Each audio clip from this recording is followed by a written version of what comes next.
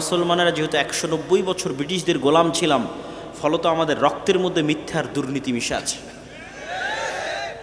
এই যতক্ষণ আমরা এই মিথ্যার দুর্নীতি থেকে নিজেকে মুক্ত না করতে পারবো, আপনি বিদেশে যান, আমেরিকায় যান, ইউরোপে যান, বাঙালিরা সেখানে গিয়েও মিথ্যা কথা বলতেছে।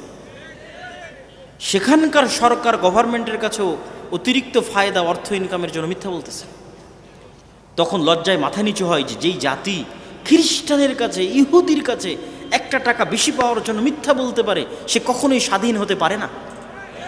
তার ভাগ্যে জিল্লতি এবং গোলামি আছে, জিল্লতি এবং গোলামি তাকে বহন করতে হবে, অপমান এবং দাসত্ব আছে, বহন করতে হবে। আপনি স্বাধীন তখন যখন আপনি সত্যবাদী এবং ন্যায়পরায়ণ। বাংলাদেশে গণতন্ত্র কেন কাজ করে না আর আমেরিকা এবং ইংল্যান্ডে গণতন্ত্র কেন কাজ করে? আমেরিকা এবং ইংল্যান্ডের প্রতিষ্ঠানগুলো শক্তিশালী, আর বাংলাদেশে যেই ক্ষমতায় আসে সে বিচার ব্যবস্থা, পুলিশ, আইন ব্যবস্থা সবগুলোকে নিজের পকেটের মধ্যে ঢুকিয়ে